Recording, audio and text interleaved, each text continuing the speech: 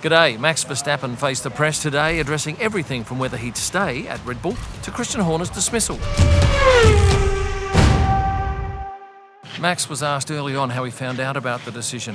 He said he was told half a day prior to it being announced, and he was told by shareholders in the company. He has since spoken with Christian, wouldn't go into detail on that. He was asked if he thought things had to change, and he pretty much put it back on management, saying that's what they do. They make these decisions, and certainly the last 1.5 years weren't going well for the team. But he is looking forward to continuing with Red Bull, and he did say it was an intense 2 weeks for Laurent Mekies, who he said is excited to be working at the team. I spoke to Laurent Mekies today and asked him whether he got a bigger office, to which he said he hasn't even had time to go and have a look, and it wasn't high on his list of priorities. Other things to come out of that press conference: still talking to Christian, still treats him like family. That won't change. He was then asked about the possibility of him driving for Red Bull next year, to which he responded, "There's a possibility I won't wake up tomorrow." But he assured us all that he's happy where he is.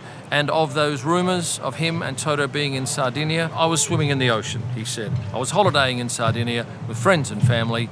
That's it. What we think has happened is that important people in the Red Bull organisation have chatted with Max, said that they want him there next year. They've pointed out that, yes, he's had 4 great world championships with that team. Team's put a lot of effort into him. Yes, they're having a shocking season this year. They want to make some changes, and they're asking him to perhaps have some confidence in the team, stay on at least for this year to work next year, see how next year's car goes, and if then it's a shocker, then we're back talking about all this again. For my money, and I've said this before, I think Max will be definitely back at Red Bull next year.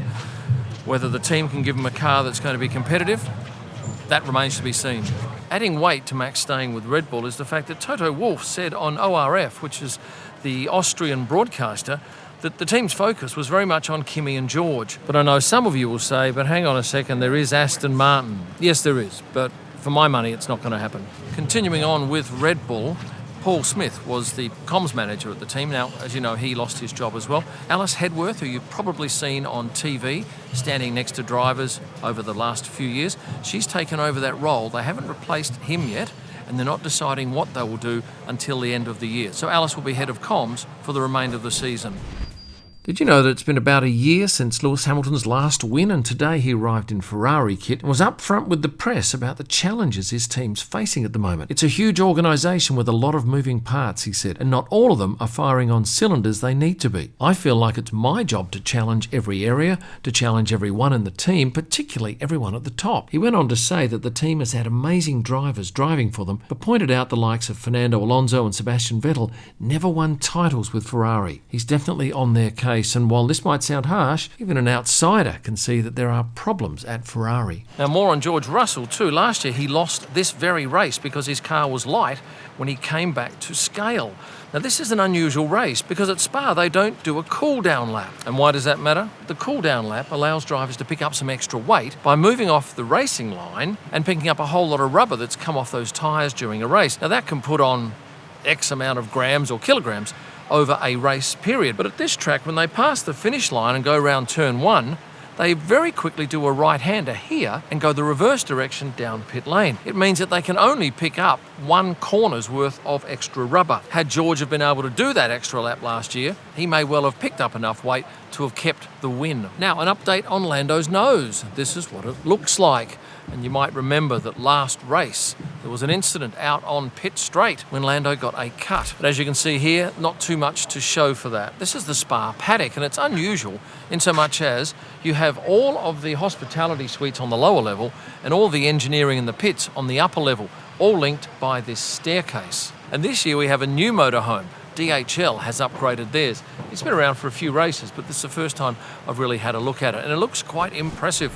Now, coming into the track today, I stopped and chatted with Esteban Ocon for a minute or so. He saw my video about La Entrecote, which is a restaurant that I waited, 80 minutes to get into.